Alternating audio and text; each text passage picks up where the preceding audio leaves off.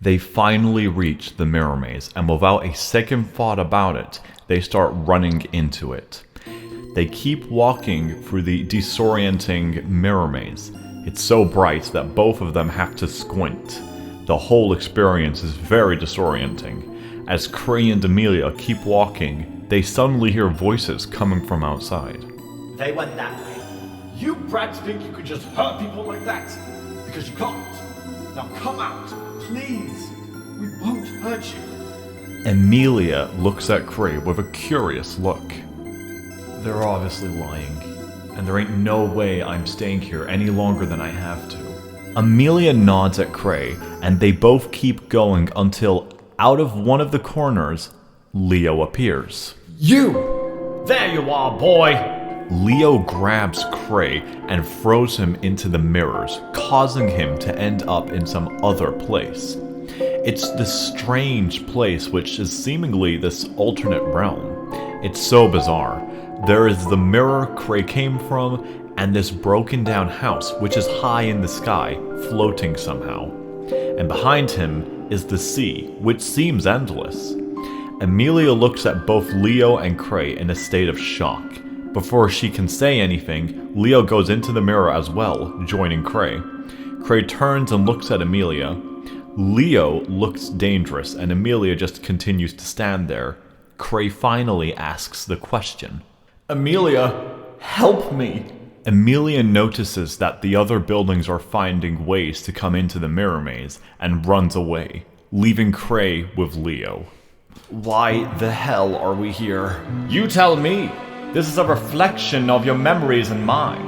Of course, since I created this place in quick succession, this little dimension of mine is a place of both our memories. So you should be familiar with this place, at least half of it. So, this isn't the actual place? No, it's a pocket dimension that I made. Do you want to know how I could make this place? It's because of that purple liquid. I drink it, it grants me imagination. However, this imagination is real. However, this purple liquid needs a generator. Something that can grow it.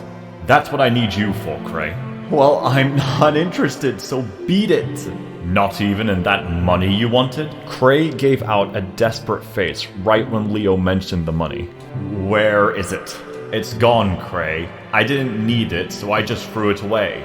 Like hell if I know where it's laying about now. Right before Leo could say another word, Cray jumps at him, throwing punches. Leo kicks Cray, causing Cray to fall back. Leo takes a bottle and slams Cray's face with it, causing Cray to fall to the ground a second time.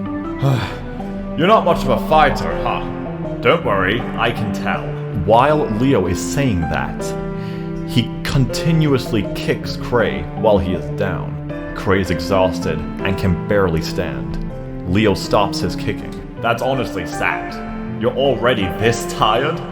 Listen, Cray, I don't want to fight. I just want us to help one another, alright? Leo takes out his hand, offering to pull Cray back up. Cray takes Leo's hand and gets back up. Clever. Trust me, you're going to amount to great things. No longer do you need to feel inferior. Not while I'm here. Cray smiles at Leo.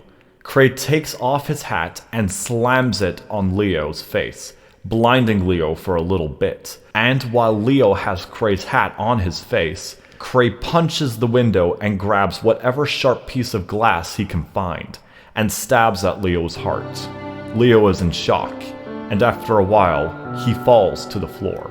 Cray looks down at his bloody hands and Leo's dead body, until realizing something real bad is starting to happen. He looks around him and notices that the mirror he came from is starting to fade. He runs towards it and notices Emilia suddenly appearing again on the other side. Cray, I'm sorry I ran away. Quick, grab my hand, the mirror is closing. Cray dashes to where Emilia is standing. He puts out his hand, as does Emilia. Cray grabs Emilia's hand and the mirror closes. Emilia looks down at what she is holding. A dismantled arm. Cray didn't make it. Emilia just stands there in pure shock. The blood from Cray's arm drips onto Emilia's jeans. This is what is left of Cray. The rest of him is now just deleted from reality. Emilia breaks into tears. She sits in the mirror maze holding Cray's hand tight.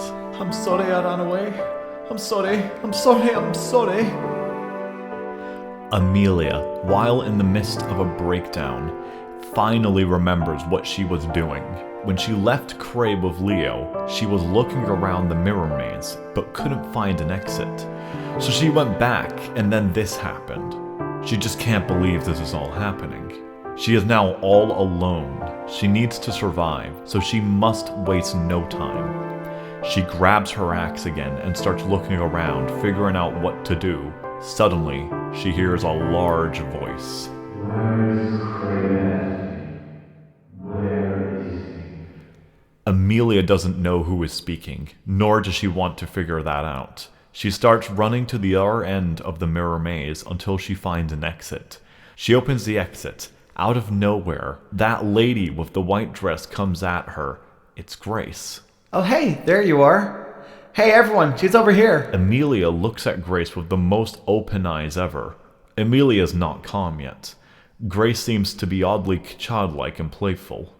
Well, there she is. Well done, Grace. Emilia does some quick thinking, and with her axe in hand, she grabs Grace and holds the axe up to her throat. All the other buildings gasp as Emilia does this.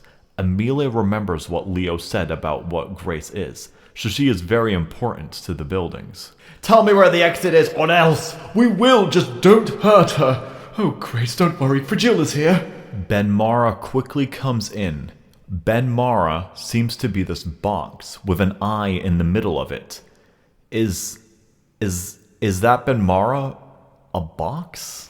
We will let you. Just do not hurt her. Benmara separates two buildings, and in between those buildings is the real world. Emilia can even hear cars and people talking. She slowly but surely backs away whilst still holding Grace close. After Emilia is close enough to the exit, she pushes Grace forward and runs in between the two buildings.